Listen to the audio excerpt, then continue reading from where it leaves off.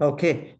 I hope you are able to see my screen, right? So this is the first iteration. This goes, and the value of B is what I'm printing. So it doesn't make much difference. But see, so here I'm printing the value of B. That's why this is showing as this. I'll print both value of A and B, right? A as well here. Okay. Now let's execute this code. Okay. So it's already running. Okay, there is something I need to hide. Okay, yes. So now this particular code I have executed. You see now what has happened? First, the value of A is getting printed once, B is also getting printed once, and then again this is getting repeated more than once. So I'm not just using this statement for a purpose, right? So I'll just use print of B alone, right? So I'll say print the value of B alone. I'll remove this particular statement. We'll get started here. So in the first iteration, what is happening? The value of A and B is assigned. The value of B is printed, which will be 1, right? So which will be printed as 1, right? So and the value of A becomes what now? The value of A is now what? See, it is an integer that is getting declared, and the value of A becomes 1, right? And what is the value of B? B is already 1, and A is again 1, right? So 1 plus 1, the value of B becomes 2, right?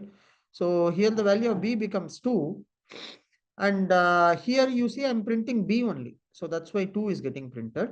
On the second line, you can see B value of B is getting printed in the second iteration. Now I go to A plus B. So the value of A is what? 1 already. So 1 plus 2, sorry, yeah, this will be re-executed. Yes. So 1 plus 2, it has to be 3 actually. Instead, but what is No, happening sir. here? No, sir. No, no, no. Ah, yeah, Here you are already declared, okay, range until yes, 10. Okay. Here correct. B Yeah, you are printing A equal to B. It is A become a B. yes, A yes. become a B. Then it is what Huh. happening equal to B plus B. Then 1 plus 1 equal to 2. A equal to 2, B Correct. equal to 2. 1 plus 1, 2. Okay. Yes. Here Huh. B is 2 now. B plus B. Yes. Then 4. 4 plus 4, 8. 8 plus 8, Yes. 16. Like B equal Yes. to B Yes. plus Yes. B. The for loop inside. Yes. There is not taken again 1.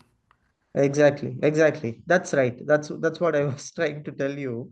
Here, what is happening is since we are doing this assignment after this, right? So as you rightly told Sashi, this value of A is becoming the value as whatever is B is there. So it is just doing a sum of same value again and again. So that's why whenever we are trying to print the value of B here, that's what we are printing here also. So, but here what is happening is in this code, basically, there is an assignment that is happening. So where is this assignment happening? It is happening in the same line. You see, here I'm saying A equals same thing only, A equal to B, comma, B equal to A plus B. So here what is happening before itself A Now, is getting sir, assigned, the value of B is getting computed. hello. Ah, yeah. Yes, sir.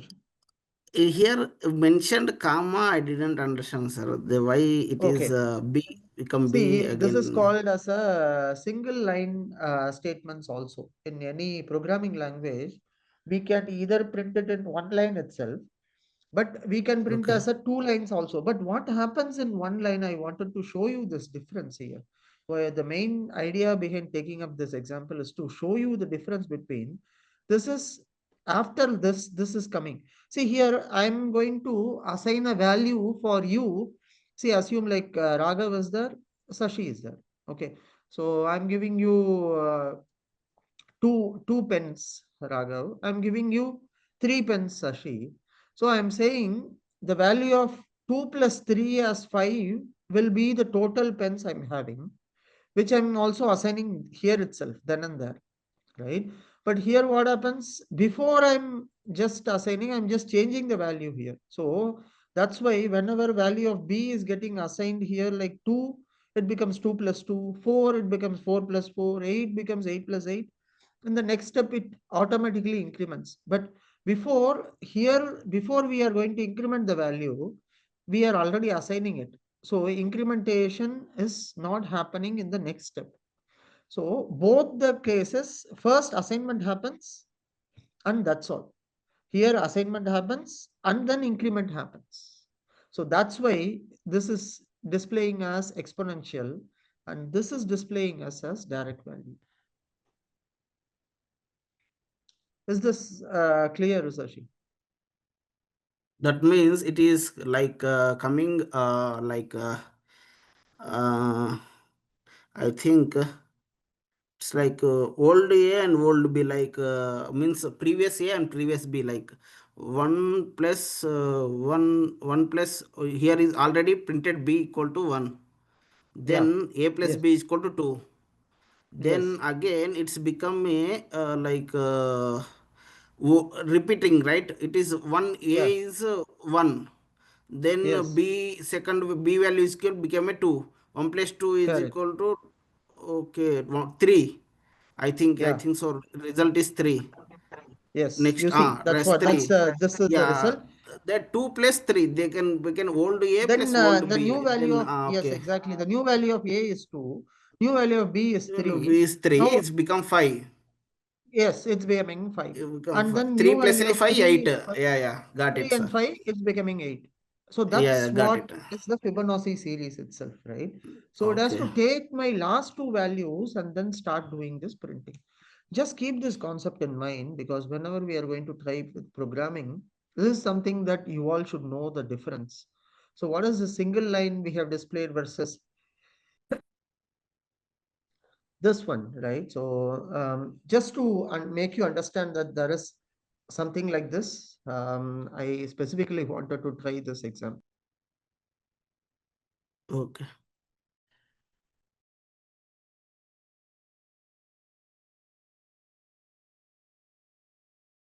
Okay, Raghav, you are with me? Are you getting what is happening here?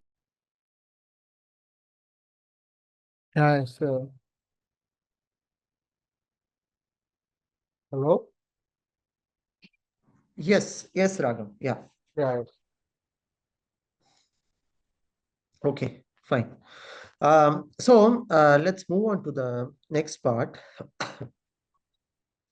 Sorry, I'm a bit under a weather, so just having cold and cough there. So in case I have to sneeze whenever I need to just pause and then sneeze at times. Okay, please don't mistake if I'm not responding The weather is immediately. old. Hello. Yeah, it is turning How is the? cold, Sashi. There as well, same. No, no, it is hot temperature. Temperature is very hot. Here it is turning slowly cold. So, see, unfortunately, Raghav, we are in a desert, right? So here in Yeah. desert, almost like No. Texas can 7 to 8. also become a snow area. Yeah. So now what is happening slowly, we are closer to equator. So usually we have seen sun only for last 7 to 8 months. So all of a sudden now winter is getting to start. So we are not I able think to. Muscat, these areas are early maybe. Now Yeah, we yeah, still it is have early. 40 degrees. Is it? Oh, okay, okay.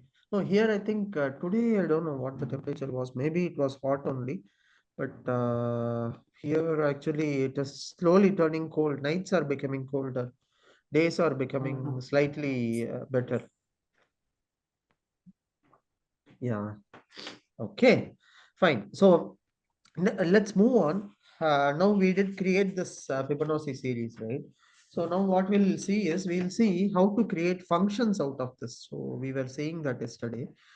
Let's look into, for example, the same Fibonacci series we'll take. Okay. Let's take the same code. And what we are going to do is now we are going to define a function called Fibonacci. because I want to reuse this function again and again. So every time I want to do some calculation or print some numbers, I just will be supplying how many, this range alone I'll want to supply. I will, the rest of the code, I want the same thing to get repeated again and again. Okay, so that is my end goal here. So what I'm doing, I'm saying I'm going to define a function called Fibonacci. I'm not sure if the spelling is right. Fibonacci, N-A-C-C-I. Sorry, it is F-I-B-O. Fibonacci. So I'm defining a function called Fibonacci, and this function should take a parameter here. So it can be any value. So I can declare that value as some like position, just POS. I'm just defining that. So any loop constructs and things that when we are using, we always will be using a colon, and automatically my indentation is taken care by Google Colab. So it just assigns that value here, right? So inside this block, now what I'm going to do, I'm just going to assign or paste whatever I copied from here. Not this part, because I don't want any exponential things. What I wanted is just the Fibonacci series alone. Finally, once you are going to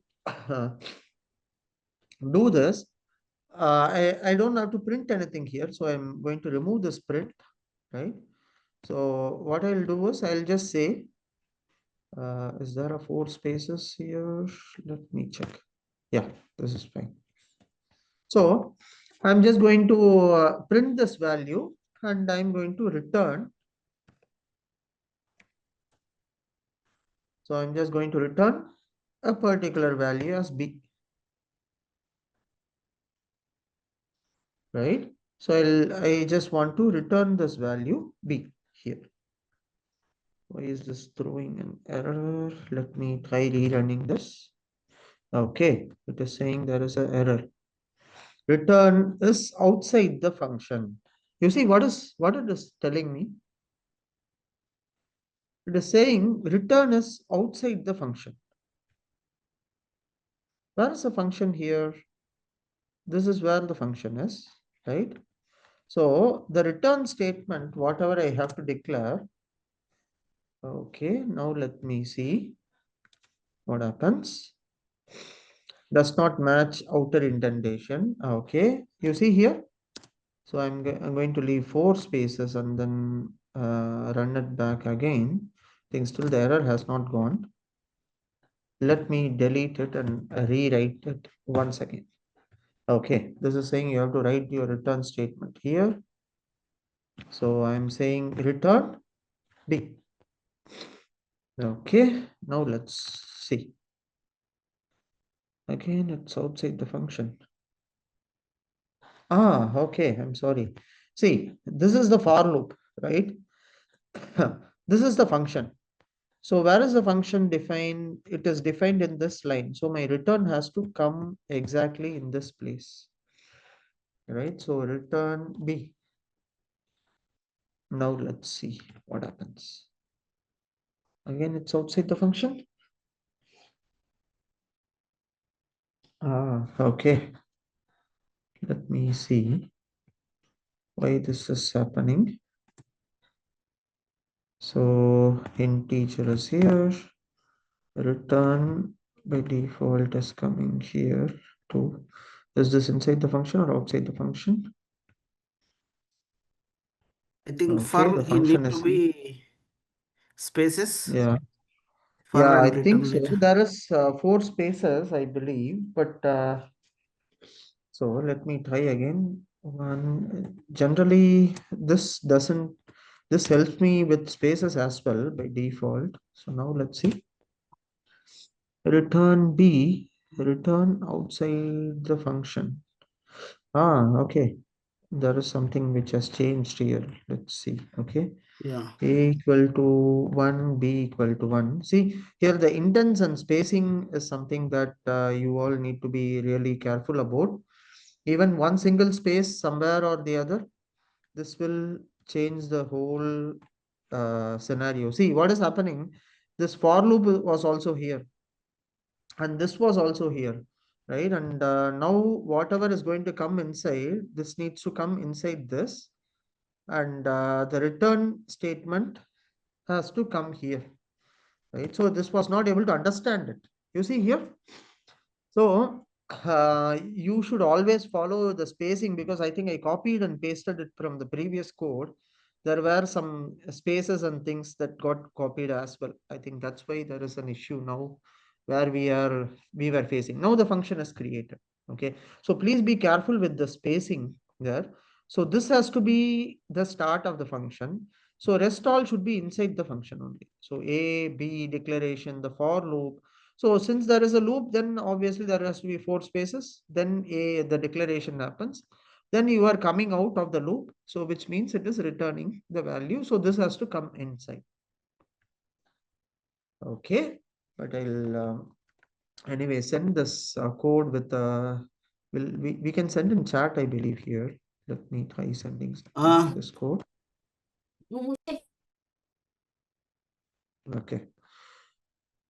So here I just pinged you whatever code that was there.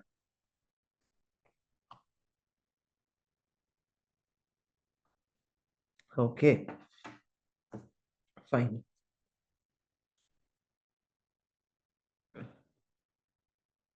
Just a minute, Raghavan Sashi.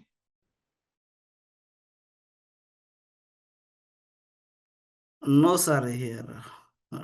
Continue, please. Okay, okay, fine. Okay, so now we have declared this function. How are you going to call this function? That will be our next question. So you have to, how do you generally call a function? You have to call it with its name, right? So for example, With the object. Fibonacci. Yeah, it's an object, right? Function is an object. So we'll need to call it with a name. So it is asking, type in a parameter for Fibonacci. I'm saying I need 10. 10 is the parameter I'm supplying. Okay, now I'm going to execute this. What has happened? What is this function returning to me? Here, because I'm not having the print statement already given, right, inside the function. Hence, it is just displaying me the 10th value alone. So this 144, let's re-verify that, right? Now let's recreate this function. And now let's recall this function. You see, now what is happening? This 10th value will be 144. You see? That is the value the function is returning actually, right? So if you, I just added this for verification purpose only, just to ensure that we are seeing the right numbers. So similarly, if I'm saying Fibonacci of 20, okay, I think there I have changed it as 10. Let me recreate this function. Now let me supply the value. You see, after 20th number of addition, 19th number plus 20th number, the value is 1,777,111. Right? Basically, this function, what it is doing, it is just calling me that value basically. So here, in order to see what we have done, we can just make use of this, and you can see this is what it is doing. The last 2 digits that get added gives me this sum. 6,765 plus 10,946 is 17,011. Okay. Are you guys with me in terms of Yes, sir. this Sir. creating the function? Yeah.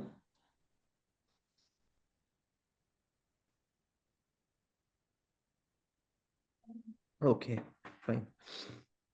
So we created a function. We call that function as well. And similarly, there is also other interpretations for this function. Basically, there is um, more than one value can also be supplied in case. So how to supply more than one value for this function in case I need to do something? right? I just need to add that as a parameter here by just putting a comma. So pos1, pos2, something like that. I can start declaring and make this function more dynamic. In case you wanted to do some operations here, you can also We can perform assign those A operations. and B dynamically. Yes, yes, you can assign A and B instead of yes, exactly. So what if the A and B value is not there, right? So yeah, let's do that. That's a good idea. So let's take the value of A and take the value of B, right? So I'm just saying A1, B1, right? Just to make sure. And here what we'll do, we'll assign the value of A1 and here let's assign the value of B. Okay, we're just making this function with more parameters now. So now what happens, this basically takes the value A, whatever I'm going to pass it on, and this will be the iteration, number of iterations this function will take. So basically what I'm doing here, I'm saying a Fibonacci of 20, assume that I'm not going to pass any parameter. Let's see what is happening. You see, missing two required positional arguments, A1 and B1. So I have to pass on the values also along with this. I'm saying 1, comma 2. Okay. I'm just passing this value like this. Let's see. So I'm just displaying the value of B alone. So it is just taking 2. 2, 3, 2 plus 3 is 5, 5 plus 3 is 8, 8 plus 13 is 21. Likewise, it prints for my next 20 digits until 1777 or something. Yeah, 1771, 28, 657. It prints until that, right? Okay, so here also I don't want this values. So in case I'm not going to assign a value, it needs to take 1 by default. How can we do that? So every time I'll not be assigning the values. If I'm not assigning any value, take 1 as default. So how to do that? So basically what we do here is we say A1 equal to 1, B1 is equal to 1. So now what happens is, even if I'm not going to declare this value, by default, this should That work. will You fetch see here? automatically. So 1, 2, 3, 5, 8, 13, 21. So you just need to assign the values as 1 and 1 by default. So it takes this relative values automatically. You don't have to do anything. Okay, so that is something with Fibonacci and the functions that I wanted to share it across with you, just to create some clarity with respect to the functions as well, right? So till now we did see about the functions, about the basic things that we can do with Python and those things. Now let's uh, dig deep into something data science specifically, right? So what we can start doing is we'll start working with the data frames from now onwards, right? So I'll introduce you to two key important structures of Python, right? So let me start with pandas. Okay. So we did had an introduction about pandas already, right? So what did you understand from pandas? What is this mainly used for?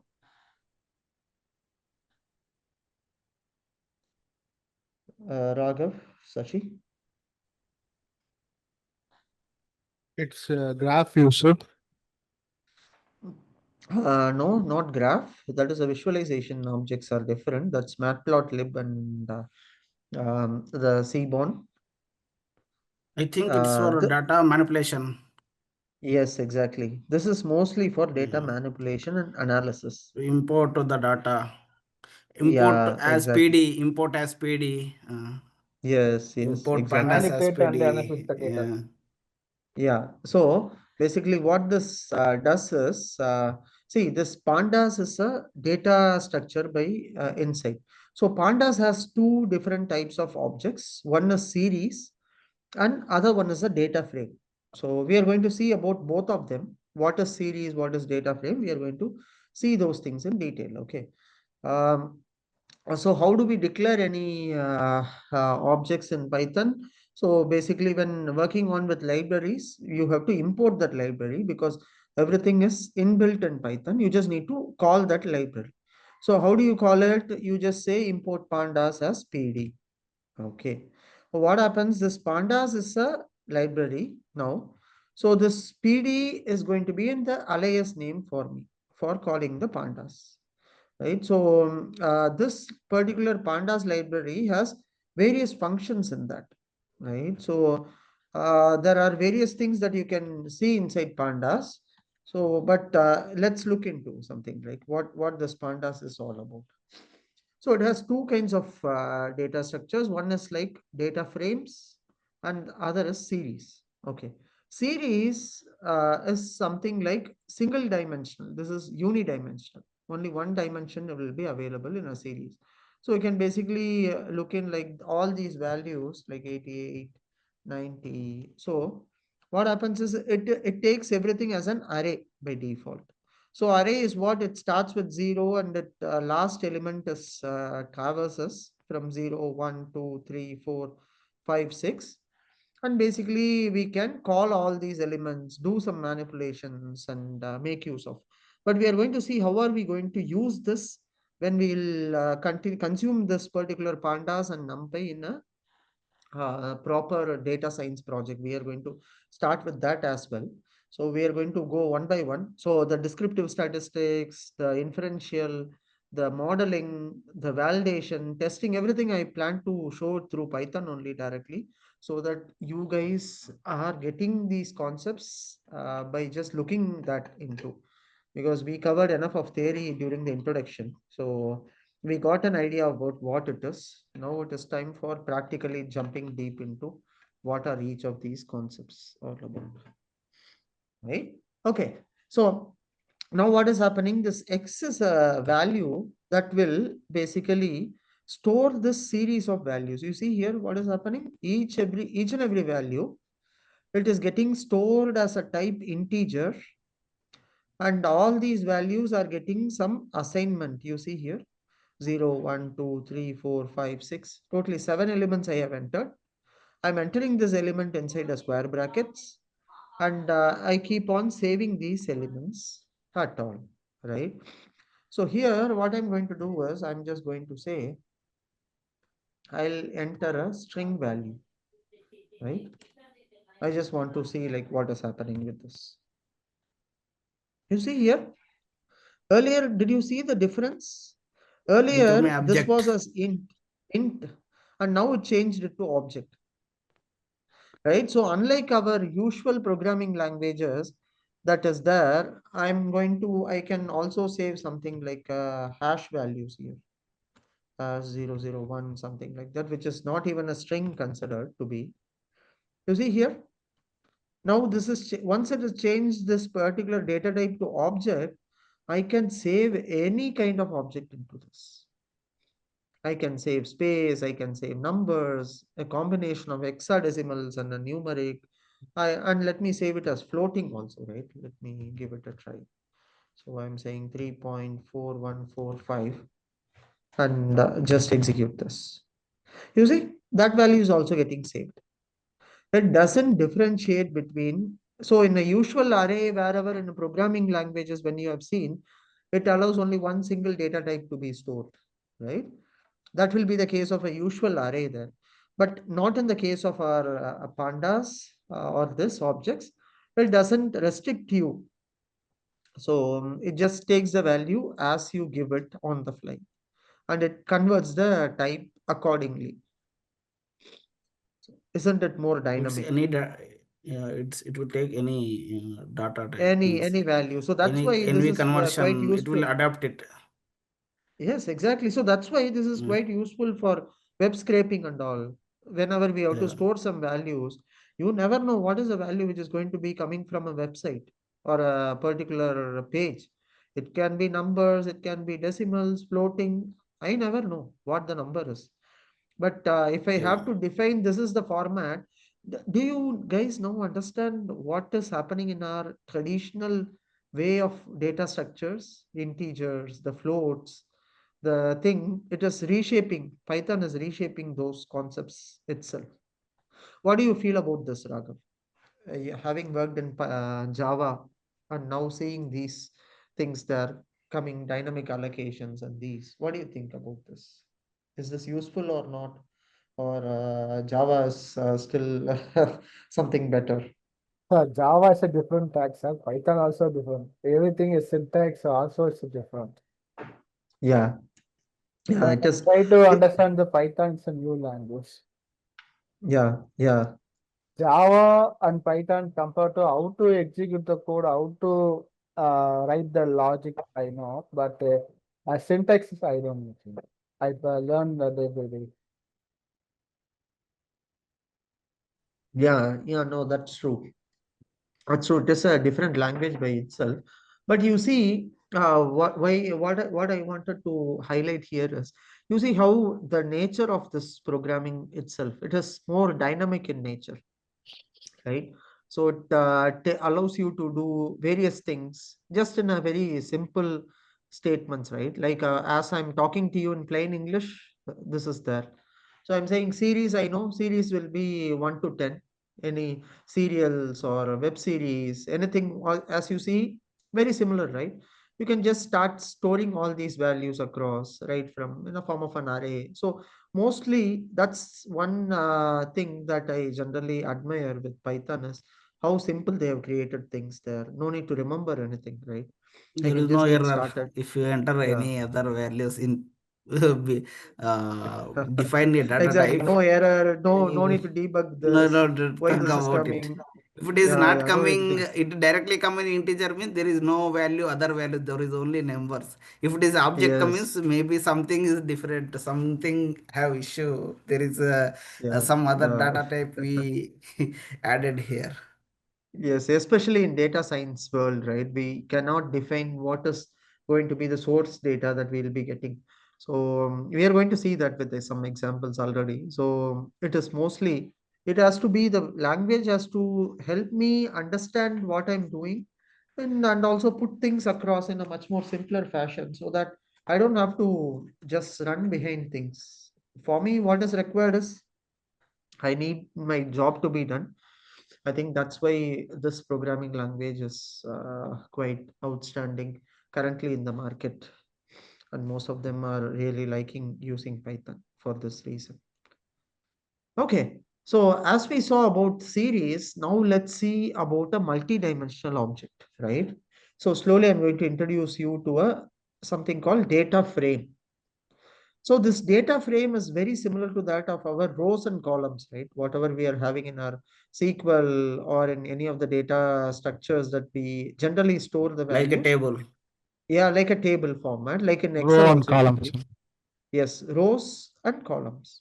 Basically, this what it does is this data frame, it stores everything as rows and columns. Unlike our series, it just it can be more multi-dimensional also. You can also have more than one dimensional data set also added here. So it is not a big challenge for us to have something like this. Let's see line by line. So here I'm using one more thing called as NumPy. NumPy is nothing but numeric Python. Some of the numerical functions such as random numbers. So in Excel, you might have seen equal to rand of, we just type in the numbers, right? So it generates random numbers for us. So I'm just going to make use of that random numbers here. So that's why I'm calling this NumPy as well. So this random is basically a random number generator. So what it does, it is basically creates a random numbers based on the inputs that you are going to mention. So I'm Is there saying there has to any be a hack code for find the random number, sir? finding the random numbers. So Means finding the before random number. exit, for example, we have random, for example, 1 to 100. We need the numbers random, we given function random. We need a 5 numbers output. Okay, it will take from 0 to 100, it will give the random 5.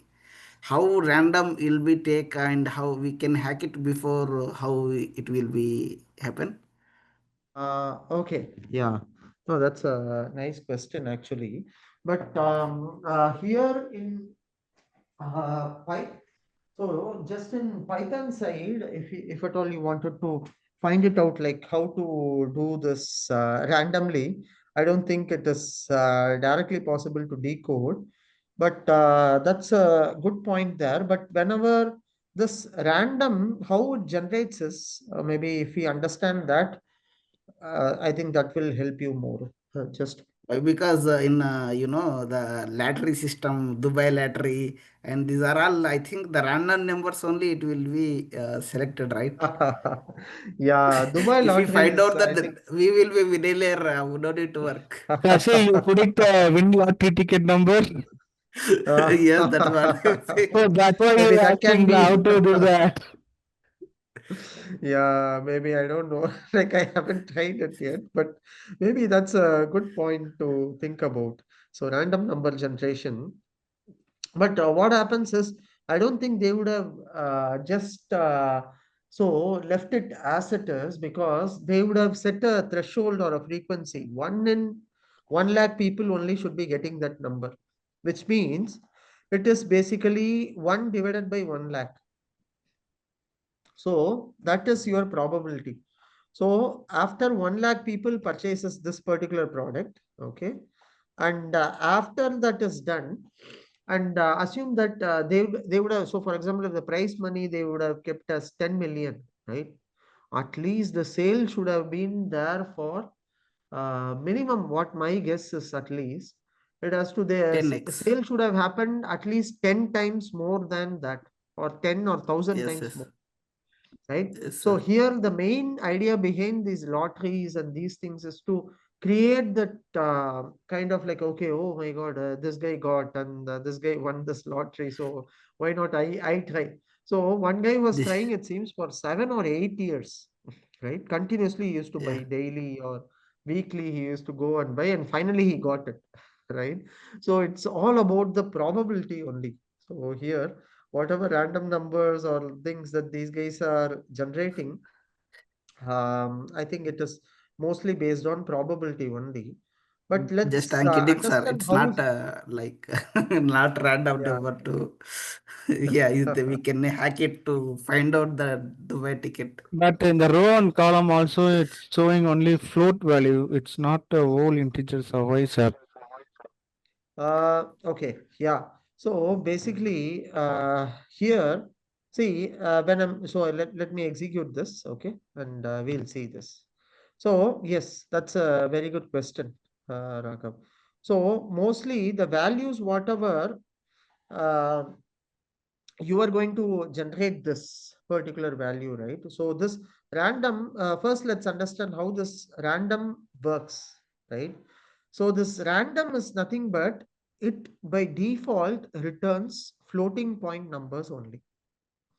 So the range of this floating point numbers will be from 0 until this will be less than 1 only. So the maximum value which can it can handle is 1. Minimum value this will do is 0. So the maximum itself is 1. Hence, you are able to see everything is assigning as floating point by default. That's a very good question, Raghav. So rand function, what happens is, basically, though we are just giving it as a float, and this by default, the default value of this random itself is between 0 and 1 only. So that's why you are able to get this particular value. And you see, every time you execute it, new random numbers will get generated. It will not be the same every time. You see, that's why this is a random number. See, for example, it's 0.47 is coming here.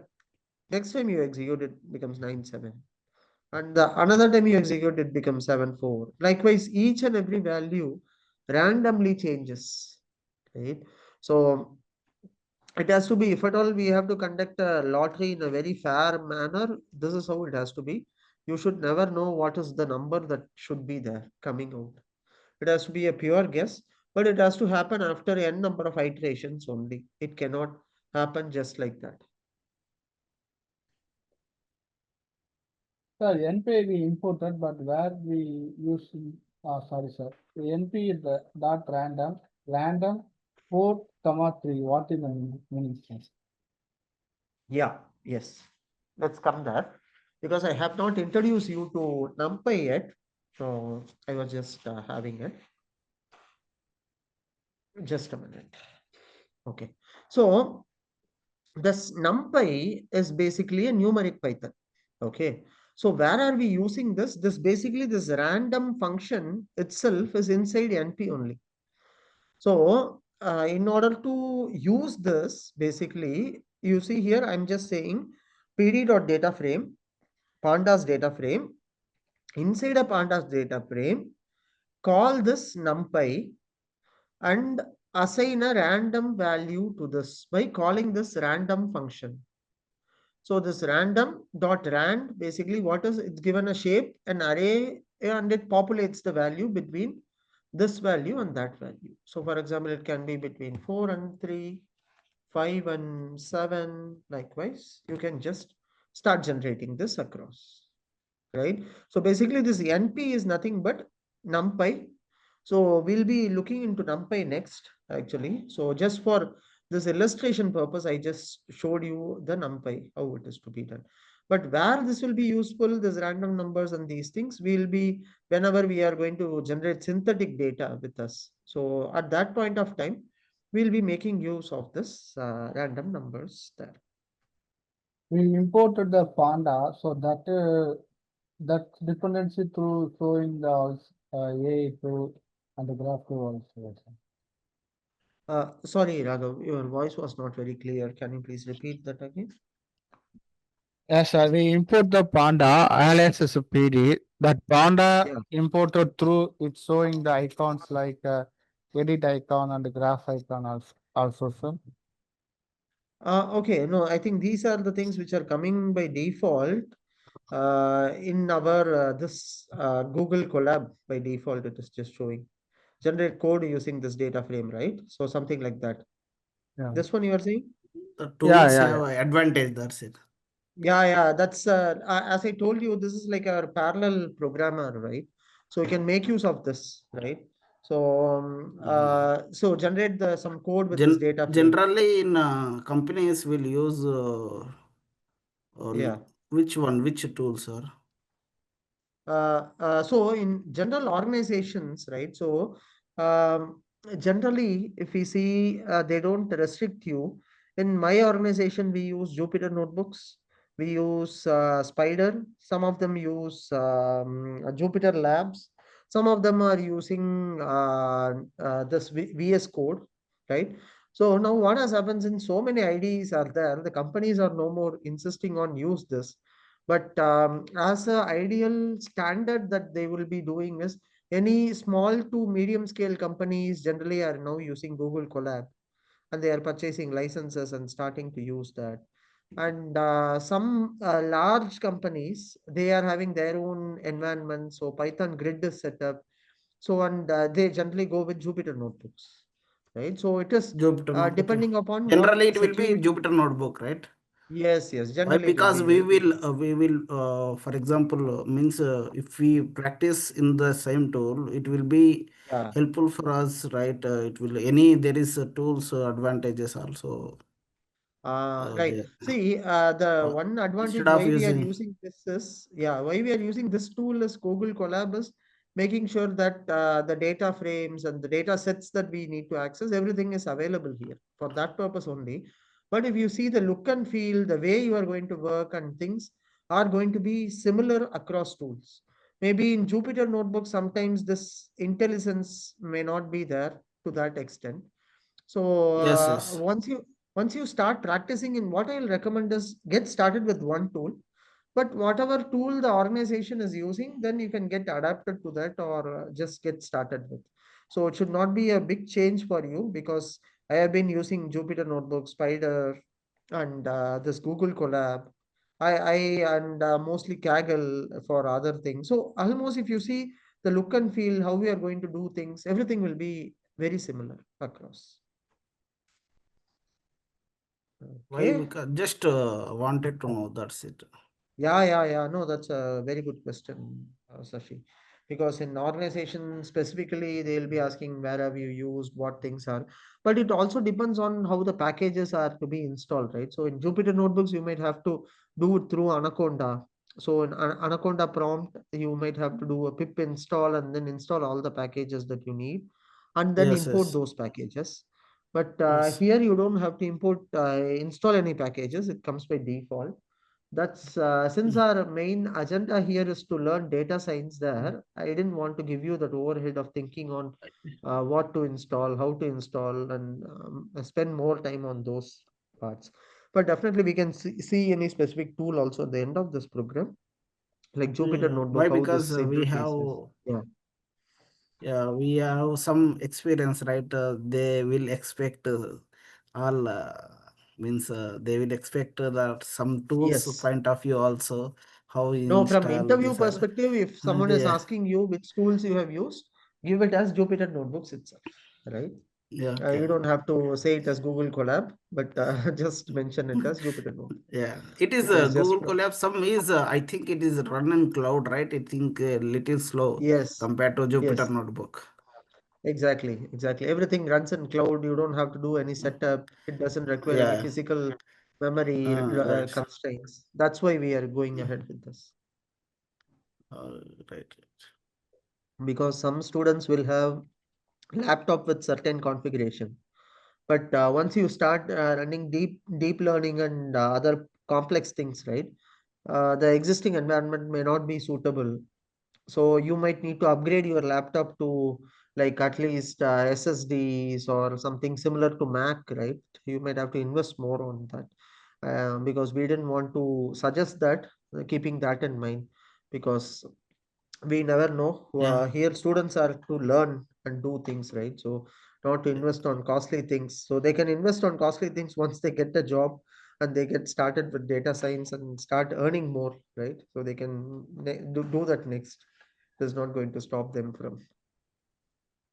Yes, sir. Okay, fine. Okay, since we are started with the data frame, let's see some more examples with the data frames as well, right? So, in a data frame, whatever we are going to create, so I see always I'm saying pd dot data frame. Okay, so now let me declare something else and different object. Okay, I'm just saying data equal to, so I'm just going to declare some objects here. Okay, so I'm saying, see, now I'm going to introduce you to a concept called dictionaries. Okay, dictionaries we are going to introduce. So how are you supposed to declare a dictionary? There is a open curly braces. Okay, you see here, open curly brace, close curly brace, you have to start it with. So for example, I wanted to give some names, right? So name is going to be my dictionary name, dictionary object. So in this dictionary object, what I'll be doing is I wanted to enter few names. Like I'll enter Raghav, Sashi,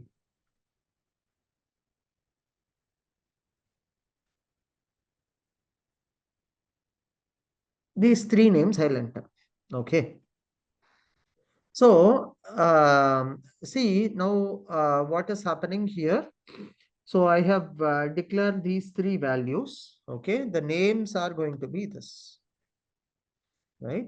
So now what we'll do next is we'll need to assign some values for these names. Okay. Now I have declared name. Then shall I declare their city? Okay. So city will be my next object. So how am I going to declare that city? So I can just type in CITY, city. And within that city, I'll tell I'm going to declare these three places across. You see, Wow. Delhi, Mumbai, Gemini AI. Bangalore. Uh, sorry. Because of Gemini AI. Just Yeah, tab. because of Gemini AI, it allowed me from saving typing all this, right? So right with Yes. right format and thinking about cities. So not to depend on this too much, but for programming aspects, this is really helpful, right? So you just Yes, need yes, sir. to it makes you Smart lazy. things. Yeah, Yeah. yeah, yes, sir. Smart things are better to avoid the Yes. typing time. Yeah, exactly. We can cover some concept in that time within that 1 hour Yes, of our golden yes, time. yes, yes, sir. I think 1 hour is our time. Yes, yes, exactly. Okay. Oh, yeah, I think we have crossed by 3 minutes. I'll finish this shortly. Okay, so now you see now what has happened. So I'm saying this data, and this is my data, and I'm just going to display this data, whatever I have printed. You see how beautifully this has converted as a table. So Raghav is in Delhi, Sashi is in Mumbai, Ram is in Bangalore, and these are the three data types, and these are their key values and other information that I have entered. So maybe if I want to add one more parameter to this, right? So assume that I want to add age. Age will be the next parameter to this, Is there any right? limitations in the data frames, sir? No, not depends on your system's memory. So the program and things to till how many ever objects you have, you can keep declaring. It doesn't have any limitation at all by default. Okay, like, okay. So here, yeah, we enter the age now. So for declaring the age, you just start typing the values for age. It's like 25, 27, and 32, right? So something like this. So this now one more object I have created. I just, you see, that got automatically added, and it has created in a form of my rows and columns. Now we'll see more details on how to access these, right? So for example, so I just wanted to access the first row alone, right? So I'm just saying df of 1, right? So this is currently saying there is a key error. Whatever key that you have given, that is having an issue, right? So what is the issue here? See, you have to reference it as a group by default, right? So for example, from object number 1 onwards, you start, so you basically give a colon in between. If you want to display all objects, just click on the colon alone. So if at all you wanted to display the first object, right? So you can say start with 0. So blank means 0. And you just say 1. So the first object alone comes. Right. So whenever you are going to access this particular object, this is how you need to access them. Right. So this is something what you need to keep in mind. Right. So whenever you are declaring certain objects, you can call them, but this can be called based on their index positions only. So by default, there is something called -1. Let's understand what this -1 means. So it ideally refers to in a different data type. This -1 goes to the last object, but here it is throwing an error because we have declared it as a dictionary object. So that's the difference here. But In series, yeah, it will so come this is good. reverse, right? Yes, in case it will come reverse, we are going to see other dictionary objects also later on. Right. So we are going to see Okay. about a tuple. We'll be seeing about the list and other things also there in Python. Two, Yeah. three Yeah. data, different kinds of objects we have. We will be seeing them in detail, Okay, sir. right? So ideally, this dictionary object data frames, these things are something that we use on regular basis.